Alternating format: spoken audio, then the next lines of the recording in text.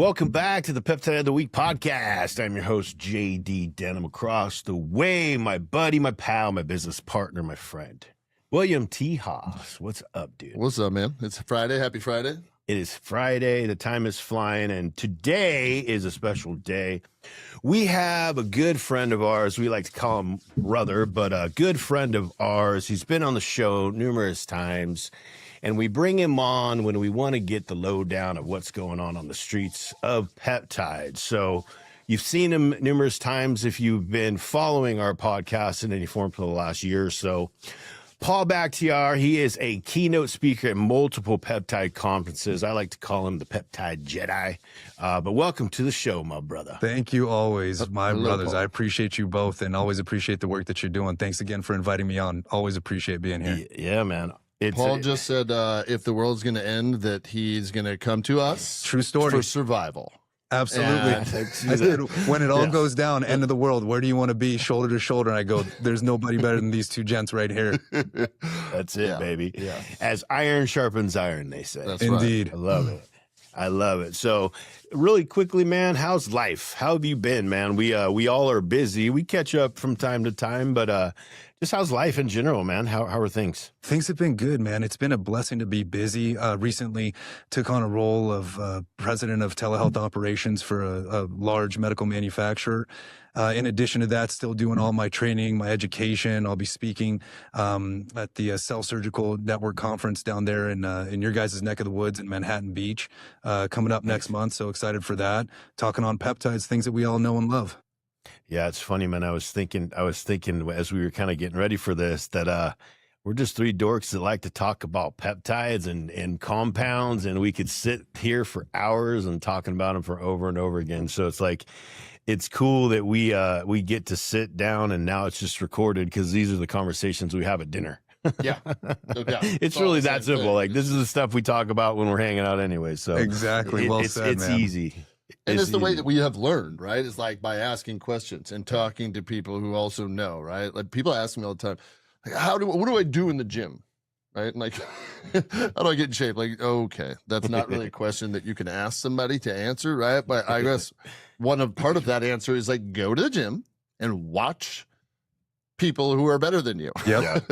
And ask them questions. You know Right. what I mean? And like, just go watch what exercises they are doing. They're doing something right, Right. obviously. So basically surround yourself with people who know better than you or know different than you.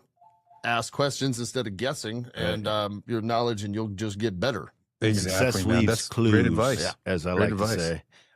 Yeah, man. So, well, cool, man. Welcome to the show. It is always a pleasure to talk with you. And, we bring you on when we want to hear kind of the lowdown of what's going on the streets. The peptide industry is always a little shaky, always a little gray, always needing to bob and weave around certain things. And the last time us three got together was at the end of December, where there was a lot of chitter chatter of a lot of stuff going down on the streets, where retatrutide, all the GLP-1s and things like that. So we had a great conversation, and a lot of the things that we've kind of talked about at that time are kind of, to a degree, come to fruition now. Not to say go us, we just, kind of have some of the foresight into that stuff. But I want to kind of, me well, man, I want to cut to the jugular and, talk about the big fat elephant sitting in the room that everybody probably wants to hear, which is what the hell happened to Peptide Science? Yeah, that's a great question. And that just all went down this past weekend, right? Where when you went to their website, you would see that it said, hey, we're shutting down shop. Thank you so much for all the years. So allegedly, and I was next to a couple of really great attorneys that are in the know as this was happening in real time. And allegedly what had happened with them was it had nothing to do with research peptides at all. It actually had nothing to do with peptides whatsoever. It was allegedly, again, their credit card processing that they were doing offshore. And it seems that there was something going on where things weren't being reported the way that it should have been, so on and so forth. And again, the best way I can say is allegedly this is what's been going down with them. So allegedly, you don't feel in any way that it had anything to do with the FDA or any type of regulations or anything like that? It was just strictly credit card processing. You're absolutely That is correct, man. Absolutely So correct. let's stick on credit card processing for a second Sure. and just tell everybody. So everybody, just so you know, like you go to these different peptide websites, and not all of them accept credit cards. The reason is Well, still. is these peptides are handled kind of like cannabis, right? It's the banks think that customers are super high risk, right? They think that the customers buying peptides are super shady for some reason. Doesn't make any sense, but it's a good way for banks banks know that there's a lot of money being spent and they can make a lot of money, and so they're just going to do their best to tax it. So essentially, like you're a company and you want to have a credit card processor, you're paying 10% of every dime that you make, and the bank takes it, goodbye, gone. Off the cuff. They're taking another 10% and paying that back to you 6 months later, assuming you don't have any chargebacks, right? So every dime that a company makes, they take 20% of it right then and there. Goodbye. And that is if you can be even approved, right? And then you get a processor, and it usually is there for maybe a couple months max, and then it gets shut down. The bank goes, "Oh, you're charging too much money, or you're accepting just too much money, right?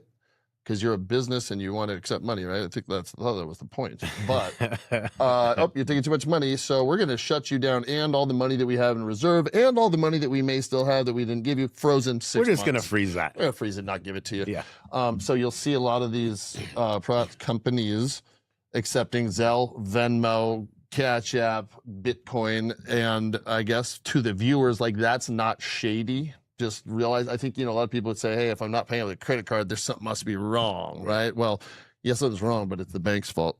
Yeah. But it's not like this, the online company is shady. That's just standard. This is just, hey, this is what people got to do to try to make a living.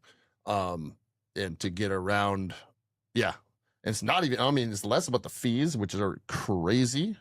Not to mention, so 20% gone, then pay another 45% in taxes. There's very little left over for a company to make. But it's more about, like, God, the consistency, right? And always having a new processor, blah, blah, blah, getting shut down, frozen. That sucks. So a lot of companies will just resort to Venmo, Zelle, Cash App, and that is what it is. And so crypto, FYI, and crypto, and I guess direct, like bank account transfer, right? Enter account routing number automatically, and then it can get, people have heard that, like, or the ACH, the Plaid, it's basically an ACH transfer. All those things are just normal standard practice, and don't be alarmed. Always be a good consumer and watch yourself, but that's about standard for peptides. Yeah, well said. Just an FYI to people. I think most people at this point, because, as we all know, sitting here, peptides have just blown the hell up. I think most people at this point, if we talked a year ago, that would definitely be a different conversation. But I think most people are getting it. Most people are getting that's kind of how it works. Let me ask you this. What do you think? Do you think that's going to stay the same? Do you think it's ever going to get better? Probably not, because of the gray area that those companies swim in. As long as the gray area stays gray, that's pretty much where we're going to stay when it comes to the banking. And that's why, going back to end of last year, the last time that we all met, we were speaking about the changes that were happening with peptides getting approved. And now we're starting to see that happening, right? And we knew that all the rage, and it still is, quite frankly, with retatrutide, with the GLP-1s, with retatrutide and Eli Lilly, all these companies, big pharma coming in and really creating the monopoly on retatrutide, getting that to go through FDA approval. We really thought that we would see that get FDA approval earlier this year, and it seems like it's still ongoing. But what we have seen now is, as we mentioned in our last podcast together, about 25 to 40 peptides were going to start to move out of where they're at in the gray area from the do not compound list. And now we're seeing about 14 to 19 move into category 1, which means that they're going to come back into the compounding pharmacies, the 503s, where a doctor can write a prescription for those and get that sent out to a patient. So that's where I see things are going to continue to move forward in that regard. And the reason why I say that is because as they get more regulations to move the peptides into the category 1s, that's where they can control it more and they can have the doctor prescription. And guess what else comes with that? Credit card processing. So that's where they're going to be able to charge and do those things. Somebody listening to the podcast that is kind of new to peptides and just new to this world, if you can kind of dissect that a little bit, what does that mean to the consumer? Like, what does that mean towards people that it's just trying to buy peptides, and people that have been going through like a research peptide company compared to like, if doctors can actually prescribe those, what's that going to do to the market? Great questions. A little bit, and I know that your viewers, if they've seen this a little, watched us a few times, I won't be too much of a broken record, but just a little bit about my past. I was a patient care director for some of the largest online clinics, telehealth in the country. Right. So what I would see back in, let's say 2022, before the do not compound list actually happened, for things like tesamorelin, BPC, all of these great peptides that we all know and love. I'll give you an example. And it's, again, not all telehealth is going to be doing this, but back then what happened is that 4 months of tesamorelin was right around $4,000 supply. Right. And I remember the number vividly. It was $3,974, $3,974 for a 4-month protocol of tesamorelin. Now, when you go into a research use website, you're going to see that same vial of tesamorelin, for example. Let's, I'll just use round numbers. I'm just making it up. Let's just say it's $100, right? Just $100. Okay. So 4 months of tesamorelin from that kind of a site is going to be dramatically, infinitely less than paying $4,000. So that's going to be the major difference that folks will see. The beauty is that us living in America, we have the freedom of choice, right? So, but there's a Latin saying called caveat emptor, which means buyer beware, right? That's in everything that we have here in the United States. So that means that you need to be educated as a consumer to understand where you're getting your peptides from, how you're getting them, where they're sourced from, and is it a trusted source? And then move forward in that regard. But yeah, that's a great question, JD. So when it goes into the 503, the compounding pharmacies, and then it's going to go through a doctor's prescription, you might see a little bit of a price change. Yeah.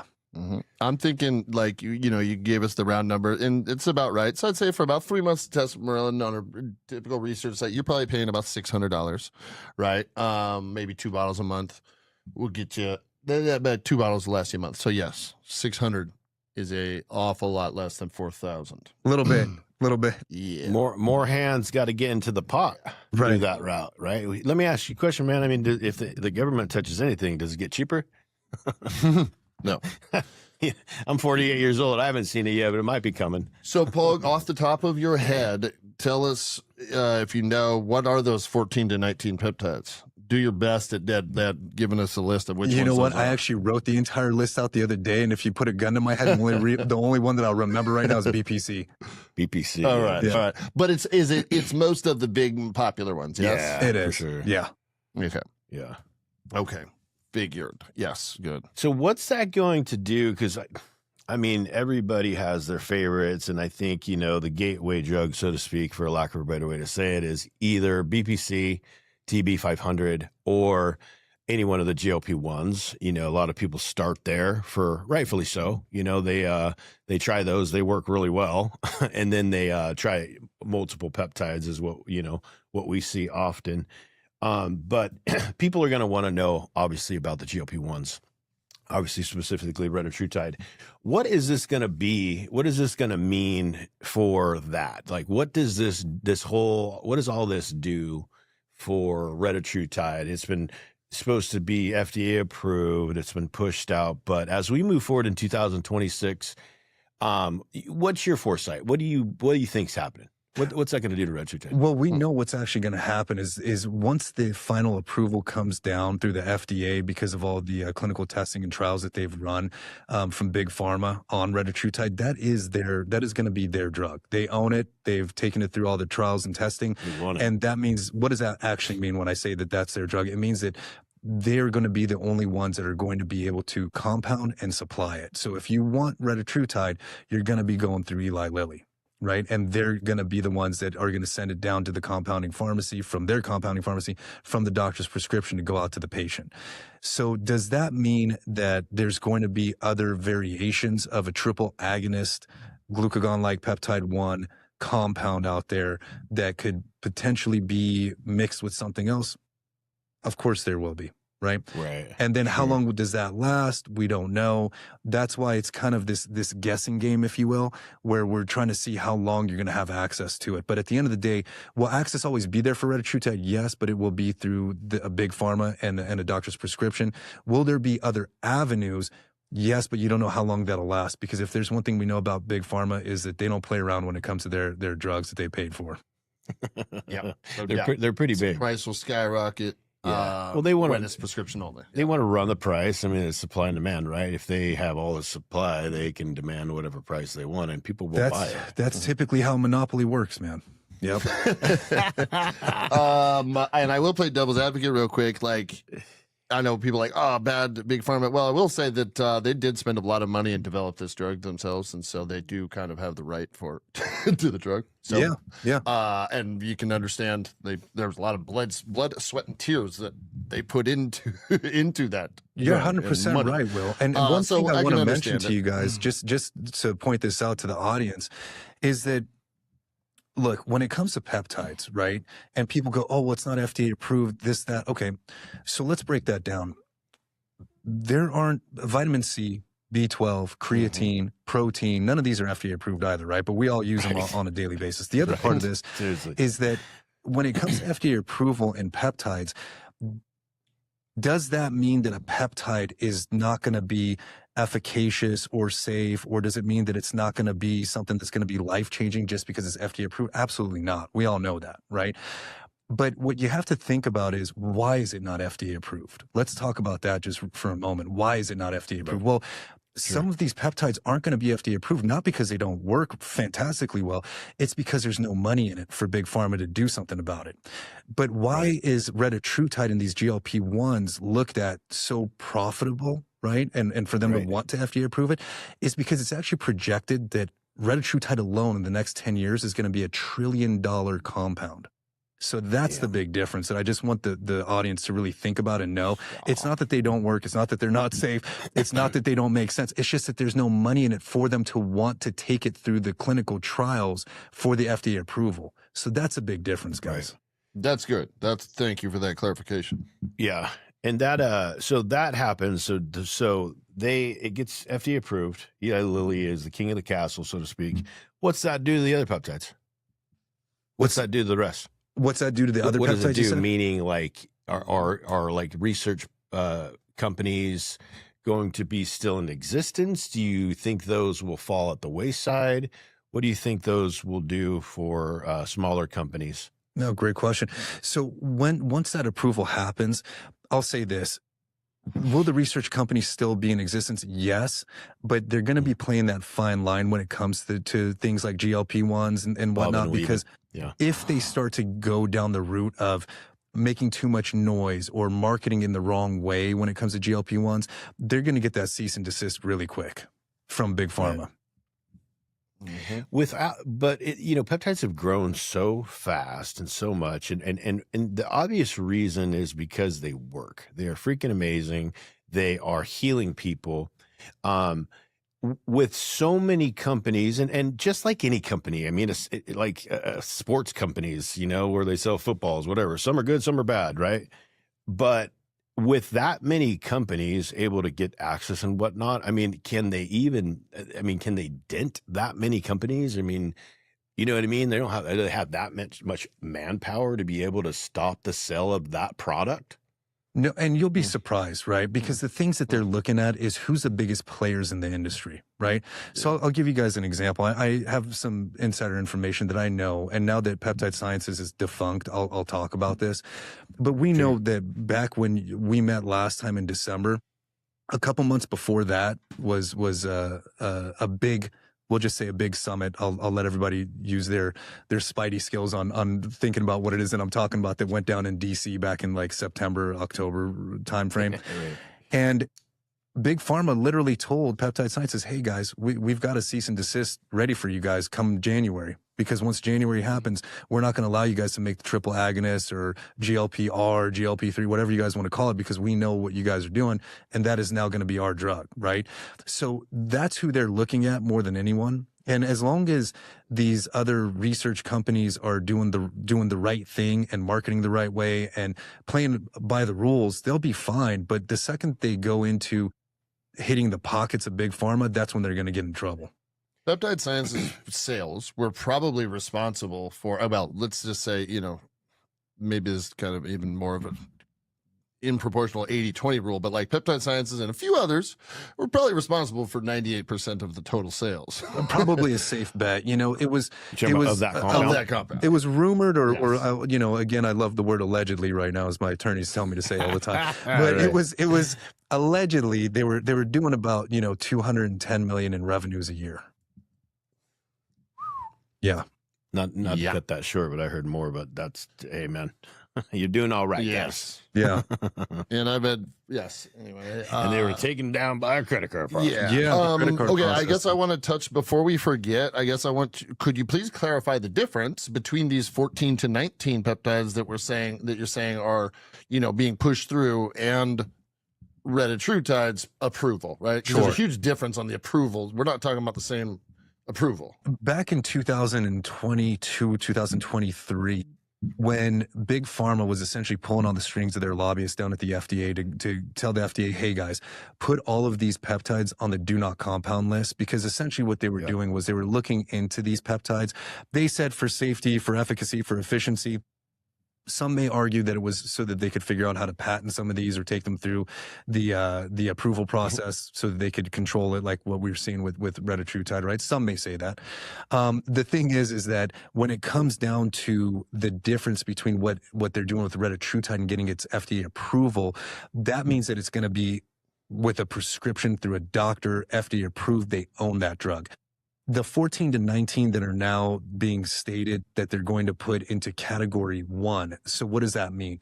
It means that they're taking them off of the do not compound list, and then they're going to allow the compounding pharmacies, the 503s that we keep mentioning, allowing the 503 pharmacies to compound them again the way that they were doing back in 2022. And I want to say it stopped back in 23, or maybe it was 22, because I remember when it happened, because I was still, neck deep in telehealth at that time. And when they did that and they put them on the do not compound list, that meant that no doctor, no compounding pharmacy could make them anymore. And that's when they went into really heavily into the research space. Right. So again, what's that going to do to the price? Up. I'll give you guys I know a that's story. rhetorical to me, but I know there's people asking that don't know. They're always going to. So the scariest thing in the world to me, besides war and everything like that, but one of the scariest things in the world to me is when the government knocks on your door and says, "Hi, we're from the government. We're here to help." That's a Reagan quote, baby. Yeah, man. Yeah, I'm telling you. That's great. With peptides just being as amazing as they are, this is obviously just a personal question. Do you think they are going to start pushing pharmaceutical out? Like, pharmaceutical is going to always be there, but like they work so well and they're so healthy, and with some of the pharmaceuticals that people take, they're destroying our guts. There's such a movement for people to get healthy. People feel like shit, and like they start taking peptides. They start like, oh man, I forgot what it feels like to feel good again. So with the power of how amazing those are, what's your take on, do you think that they're going to push Western medicine to a degree to the side? I mean, if you break your arm, right, you need a doctor, but like, you know what I mean? What do you think about that? Brother, I'll say this. We can only hope that it does, right? We can only hope that it does. And just this last week, a study came out, right? This is public information, so everybody can just look this up. There was a document that came out from the CIA that they had found a cure for cancer. Now, it's not that they found a cure for cancer that was a big issue. The issue about that document was that it was 60 years old. You know, so we can only hope that that's what's going to happen. No way.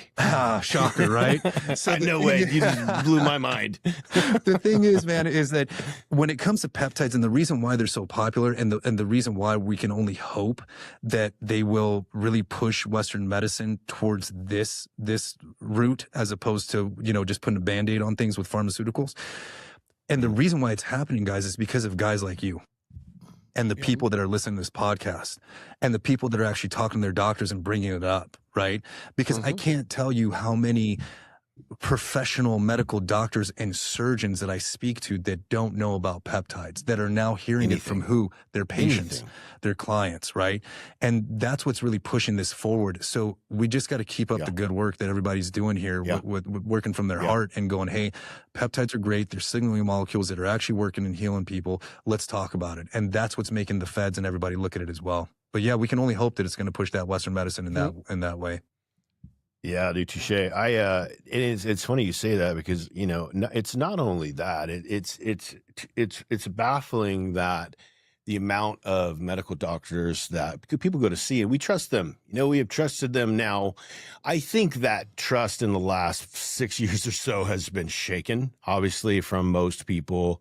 But it's amazing the amount of trust that we gave doctors to just take these pills and, you know, just have destroyed our guts and our gut biomes and whatnot. And it's amazing to me, and Will and I talk about this all the time to the point of nausea, but we love it. But even the fact of the doctors that don't have a clue about any type of hormone levels, or like what's a healthy level, or a man that's at 250, they won't prescribe testosterone replacement. I mean, now there's a movement, and it's just like peptides. Some of the doctors that are using the brain are seeing the train coming, and they're starting to get it. I mean, shoot, we have doctors that listen to this podcast that, you know, like, we're not doctors. We're just two dudes. We've just, for lack of a better way, studied it for years because we're so intrigued by it, you know, and it's still studying it, that, you know, but we still, like, we do know more about it than doctors, because they don't open their minds to it. They don't, a lot of doctors don't even know about nutrition because they've never studied it. So, you know, it's just kind of amazing that we've given them so much trust. But like I said, I mean, I think there's such a movement within the world, at least the United States, but I think the world, to get healthy again, truly healthy. I think people are sick of feeling like shit, for a lack of a better way to say it, and they are seeking different things. That's why this podcast has grown quickly. There's nothing special about these two dudes sitting here. We just have shined a light on some things that people didn't know, and now they are starting to seek deeper. And it's like that rabbit hole, so to speak, that everybody has to go through, and then that cognizant breakthrough that we all finally get through, and it's like, the world's so different than I thought. You know what I mean? No, like, man, and you know what, JD, so to your funny. point, I want to tell you guys this, because, like, not only do I love working with you guys, but obviously I'm a fan. I watch what you guys do, and the change that's happening right now is when people are actually speaking to their doctors and they're bringing up peptides to them, you need to watch the way that doctor reacts. If they just brush it off, they don't want to talk about it, right? That's not a great sign. But if they start to open their mind, they go, oh, well, tell me more about that. Let me do some research and get back to you. That's huge. Right. And my hat is off to you guys, because I watch your podcast. Obviously, I'm a fan first and foremost. You guys have had the right kind of doctors, the right kind of medical professionals on your podcast that are talking about this stuff. And they go, oh yeah, man, I get it. I understand. I see what's going on. I hear you guys. I know what you guys are up to. So that's what really matters. And that's what's pushing this conversation forward for us to, you know, no pun intended, for us to literally make America healthy again. and it's working, man. Yeah. That's true, man. So I mean, in my free time, I like to do things that maybe people could say I'm a nerd, but I was like I was writing like a mission statement for this podcast, right? And as I thought about it and wrote it more, like, literally the mission for me is to basically further R&D of peptides. Like, that is the mission, right? These aren't controlled tests, but really to just get out more research and development, right? Well, research with the masses, because that's the only way that people are going to find out about peptides and how really they work, and et cetera, et cetera. Not to make money, like, we sure as hell didn't start this podcast thinking about making money. No. But really, yeah, kind of the impetus there is to kind of just further the research and development of peptides in general and see where that takes us. Yeah. Because there's a whole bunch of good stuff that these things do. Speaking of, did you see the podcast that we did with Lee, who is the owner of the what's the name? Yeah, Wellness Centers. Yes, That's that was actually what I was referring cool, to. Man. We wanted to bring a girl on that, and I go, well, women. you guys are getting the right people on there. Their light bulbs are going off, and they get it. Right. Yeah. And to your point, Will, the other thing I want to give you some flowers for, as the kids are saying these days, right? I saw one of the posts that you made. I don't know if it was a post or a podcast, but you were talking about dihexa, and I couldn't be any more proud of what was going on. So full disclosure to the audience, JD and Will, they suffered, I was going to say they suffered through my training of all the peptides and stuff. So God bless you guys. But what you're doing with it now, where you've taken it, I go, dude, look at these graphics. Look at what they're talking about. He's talking about the dendrites and synapses. I loved it, bro. I couldn't be more proud. Wait. Yeah. I got more coming. I can't wait. Working on I'll be tuning in. Comparing.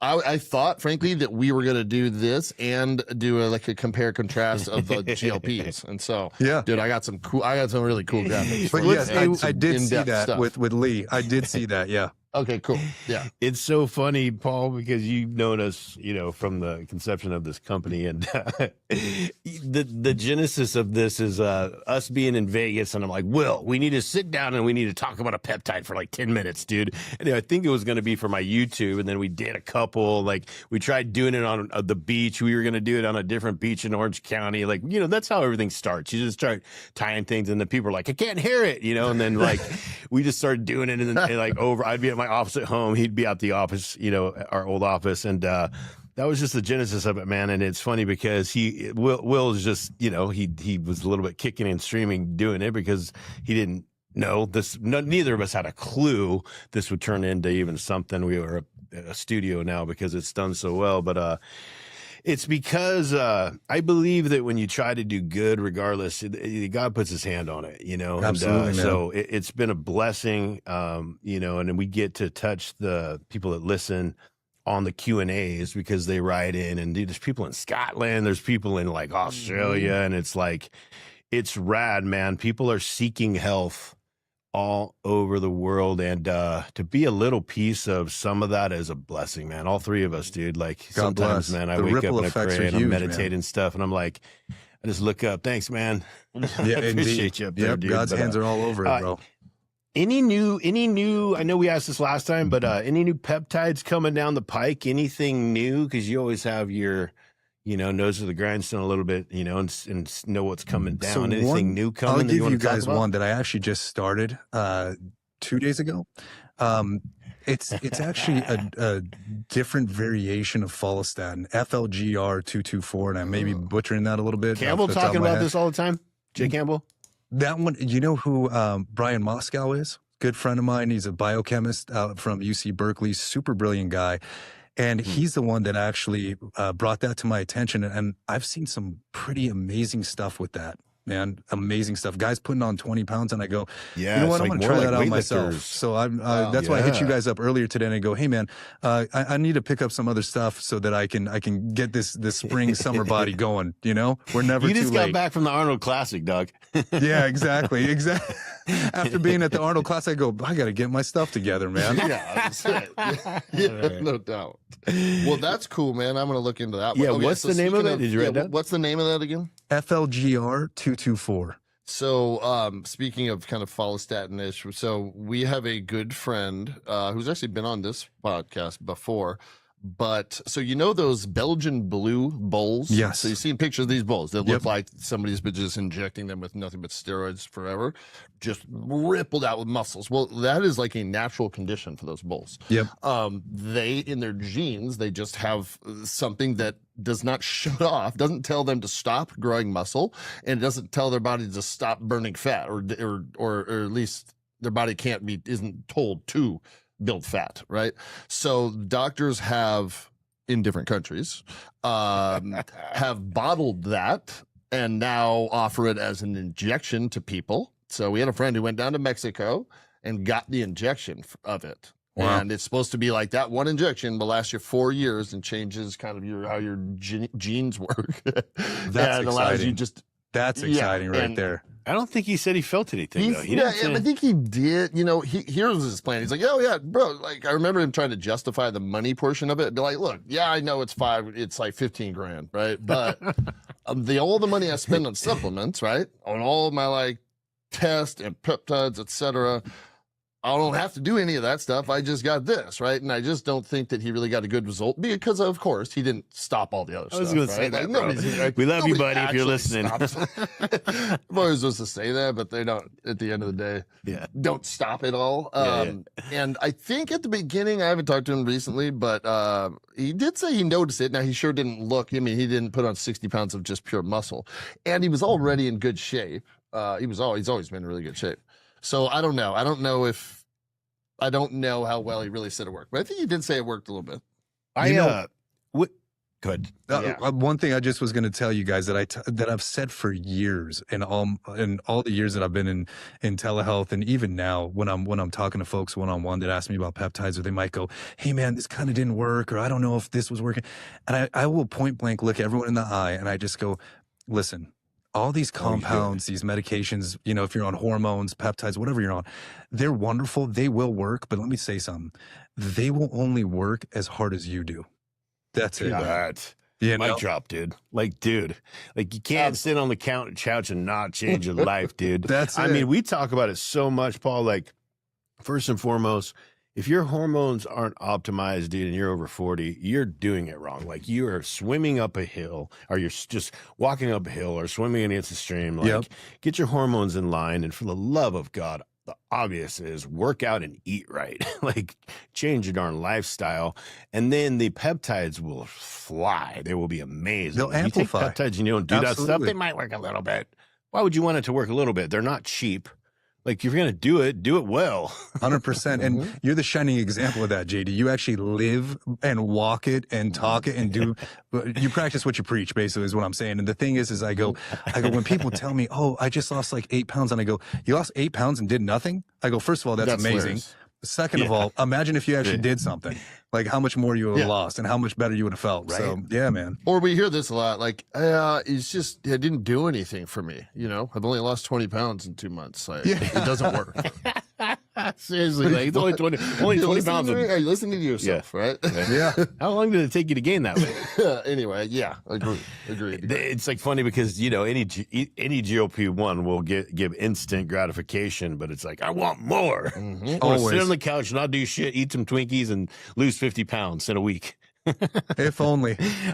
Yeah. So, hey, Paul, what are your personal top 5 peptides? Just how about in life? What do you actually take? What are your top 5 peptides that you mostly take? Let me take a jab at this. Well, right now, what I'm doing. You want to guess? Great. I love this question because you guys already know. We were talking before we started the podcast. I was like, "Hey guys, I got to get my stuff together," you know. And thanks for pointing that out. That it was the Arnold Classic that did it to me. That was a good motivator right there. But I'll tell you, for me right now, what I'm taking Sloop. Right, the exercise mimetic. Really like that when I take 1 milligram of that in the morning fasted, and then I take that with 150 milligrams of 5-amino-1-MQ oral. Both of those. That's going to go after the white adipose tissue, that stubborn body fat, right? Because you know, hey man, I'm Persian. I'm 44. I keep the love handles no matter what I do. So those two right there help me out tremendously. While I'm doing that, of course, I'm like everyone else, where I'm trying to lose body fat and gain muscle. So what did I add into that? Was the FLGR that we were just talking about. Got that going, and a little bit of tesamorelin, in addition to my 200 milligrams a week of test-cypionate bioidentical for my TRT. So that's what I'm doing right now. Hell yeah, thank you. No red up for you. Good. Okay. Yeah, right now I go, you know what? Let me get this going, and then I'll start to microdose red at about 1 milligram, maybe a week, every other week. Because I'm such a small guy. I'm only like 5'9", 180 pounds. I'll wither away, you know?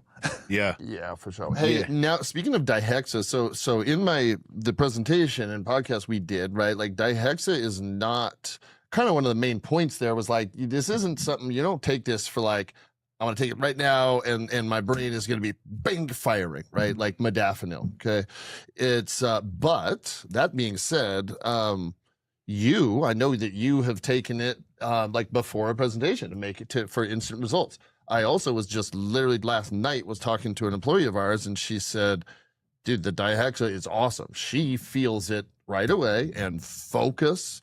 And I thought that was interesting. It just shows again, like the research that we do is like, it can say one thing on paper, Yeah. blah, blah, blah, but actually when people take it, Yeah. oftentimes things are a bit different.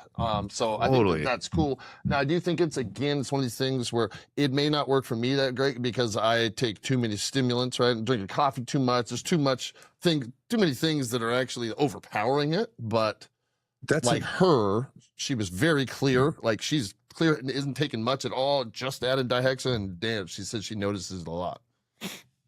That is a great Thoughts? question. And I've dealt with this a few times. So I like to pair dihexa with a couple of other peptides, right? So if it's someone that goes, hey, so I'll give you guys an example. There was a patient years ago when I was at a different telehealth company that he was going through law school, I believe is what it was. He was in law school. And he's like, Paul, he goes, I don't want to take Adderall. I really want to take something that's going to be natural, something that's a peptide. What can I do? So for him, what we did was we did 30 milligrams of dihexa daily. And then we paired it with I think we started him off at a 0.5 milligram of tesofensine and worked our way up to a full milligram of tesofensine. You put those two things together, that's just fireworks going off in your brain. And you're able to not only focus, but you're able to pay attention. And also the best way I can explain is you can move from task to task very easily without slowing yourself down. So tesofensine, being that it's what we would call like a natural SSRI, kind of gives you an overall sense of well-being. You feel happier, but what it's really doing to give you a great kick of energy is it's raising your basal metabolic rate, which is your rate at rest, right? So it brings that up by about 5 to 10%. And it's a great appetite suppressant. So also that's just a kind of a pro tip for anybody that's getting off of a GLP-1 that's a little bit nervous about, hey, I don't want to put on, weight again. Bring in tesofensine. And when you pair it with dihexa, that's incredible. That's quite frankly, guys, full disclosure, that's how I've gotten through so many seminars. Let me tell you, all these seminars and conferences I've been to is dihexa and tesofensine. And then to your point, well, and I know we've talked about this before, when I'm presenting and when I'm actually speaking for doctors that receive their continuing education credits on peptides, that's where my nerves kick in, right? Because as you guys said, none of us here are MDs or DOs, right? So the thing is that I will always cite all of my work, do the clinical research, show the peer-reviewed medical studies. And as I'm going through that, when I'm on stage talking to a group of like 100 doctors, nerves start to kick in a little bit. So what do I do in that regard? I like to pair Selenk, which is an anti-anxiety peptide, with dihexa. Keep me focused, make me feel like right where my feet are at. And that's a really great combination. But dihexa is fantastic. So the reason why dihexa is a really incredible peptide is because they're studying it for Parkinson's, for Alzheimer's, for dementia. And I've actually seen the effects on a person with dementia. A really good friend of mine, his father was 81 years old. He's since passed. But before he passed, a good year or two before that, we actually had him on quite a few peptides and brought him back from dementia. And he was actually, it was incredible, man. We did a lot of things for him. That's huge. Yeah. What was the dosage? What was the daily dose orally that you guys at 30 milligrams? 30 and minutes, that's, okay. And just so that you guys know, before these peptides went on the do not compound list, because you got to remember, since my days in all of the telehealth companies that I've been at. So there's something called the SOAP notes, subjective objective assessment plans, right? That's what the doctors write in every chart for a patient. So within those SOAP notes, what's going to be in there is dosing, timing, frequency. So the dosing, timing, frequency that I'm always speaking about is actually what was clinically recommended and prescribed at the level of telehealth for these peptides before they went on the do not compound list. So what were we talking about for dihexa back then? 20 to 30 milligrams a day. For how long? Okay. We would prescribe everything in 4-month increments. Every peptide, I'm always going to recommend 16 weeks. Yep. Okay, got it. Nice, man. Cool. I got last questions. I'm just curious. And you kind of answered it, but I want to kind of still ask it. So, there's still people that, are so don't know anything about peptides, and they compare them to steroids and all that stuff, right? How far away, and you kind of answered it with the FLGR, but How far away do you think science is of getting peptides into the degree where they somewhat compete with like some Anavar or smaller steroids that are going to give you some bulk? I mean, IGF-1, I mean, there's you know what I mean? But like, we're so far away from like gear that like, do you think that's going to happen? I guess is the first question. The second is, if so, when roughly? So again, you guys, I love the questions. I was just about to say, great question. I'm like a broken record every time you guys ask me something, but that was a great question. So the thing is that there's variations of what we can do with peptides that are going to be much safer than what we can do with hormones, right? So I'll give you guys an example and to answer your question, we already are kind of competing a little bit in that regard when it comes to peptides and hormones. But hormones are different in the sense that they're controlling the entire body, right? To where the peptide is controlling a specific mechanism, and it's actually getting the body to perform naturally the way that it wants. So they're just signaling molecules. But I'll give you guys an example because remember, also my background is also from sports supplements and bodybuilding years ago, right? When I was head of marketing for a really big supplement company. So one of the things that bodybuilders really love is growth hormone paired with insulin, right? Sure. That's a big one because that's going to put a lot of size on you, a lot of mass on you. It's going to get you going. It's going to raise your IGF levels. But it's raising your IGF levels exogenously from outside the body, right? Not in a natural way, the way that a growth hormone releasing peptide will. Well, what's the peptide equivalent of GH and SLN? Well, the peptide equivalent that I've actually seen work very well would be MK677, which is ibutamorin, and IGF-LR3. Because ibutamorin is going to kick up your IGF levels. It's going to make you hungrier, produce more ghrelin, which is a hormone that's telling you you're hungry. And then you pair that with IGF-LR3 so that it's shuttling the nutrients and food to the muscles that you're breaking down. That's the equivalent right there. Now, is it exactly the same? Absolutely not. Does it work in the same regard using the same mechanism of actions? Yes, it does. It's pretty incredible. It does. Do I think that we'll eventually get to a point to where that the peptides can do exactly what the hormones do? I don't know. That's a great question. I don't know if we'll get there. I don't know if we want to get there because we can always use the replacement therapies of the hormones to do that. But what we are doing with peptides is getting the body to perform naturally the way that it wants to by kicking on its own growth hormone release, whatever it is that we're doing. So like kisspeptin's bringing up the testosterone, things of that nature. But yeah, I love that question. Yeah, I'm sorry. Last one, because now I'm actually curious. So we get a lot of questions about high school kids. Okay. And now peptides are so big that, we have a lot of parents ask us about our opinions on like growth hormones, secretagogues and whatnot. And without us telling you our answer, what is your take on that? You have a high school dad that his kid has a great arm and he wants to go. He's going pro. My kid's going pro. Like every father thinks. And he's right? 12. Yeah, yeah, right. But let's at least say teens, 15. Let's say 15. Yeah, 15, 16. What would you say? What's your opinion on that? I've Is that actually something dealt that with you that would exact scenario that you just gave me in baseball. I've dealt with the baseball dad. Yep, I dealt with that while I was at the largest telehealth company in the country, right? Years ago. You're going back maybe like 5 years ago, something like that. So I'll always, because again, I got to deal with attorneys all the time. So we're going to go with the legal answer is anyone who's under 21 years old, you can't recommend. Okay. Now let's talk about if it was my kid. So let's make it personal, right? Perfect. That's how we do it. Let's talk about my kid. Now, that's going to be at the discretion of the parent now the kid that I'm talking about, he was 17 years old. So he was kind of like right there at that cusp of being 18 and getting in that range. And the dad was like, hey man, I'm ordering CJC for myself. And if I want to give this to my kid, what do you think? I go, well, look, man, your kid's already making enough growth hormone as it is. I don't see that something that you should be doing, but you're his father. That's up to you. It's whatever you want to do. But let's take it a step further, guys. That if it was my kid and he got injured, let me talk about that. Yeah. Okay. So if he or she, God forbid, got injured, because I have dealt with this. And folks will ask me this all the time. Hey, you know what? My kid's knee, ACL, MCL, their labrum, whatever it was. Again, not legal or medical advice, but if it was my own kid and they're 16, 17, 8, whatever it is, would I give them BPC? Would I give them Hell yeah, TB you would. 500? There's no question in my mind that I absolutely would. Yeah. 100%. Yeah. You answered it to the T, how you've answered it. Yes. So that's great. That's That's the basically one I would give exactly what we either said. of my sons. I would give them the Wolverine, and to this day, my brother, I have thrown out your protocol because everybody in that watches knows that I have had back surgery, so they're always asking. God bless, man. I'm glad it how much helped can you, and I hope afford? it's Because if helping you can afford a everyone lot, else. take a lot because it worked well. I was in the gym 2 weeks later and lifting. I love it, man. Stuff That's worked. what it's about, being able to help everyone Yeah. out there, man. I appreciate that. But yeah, girl, And my dog. GHRPs I would I'd give shy my away dog from. high. One more time, Will? Yeah, no doubt.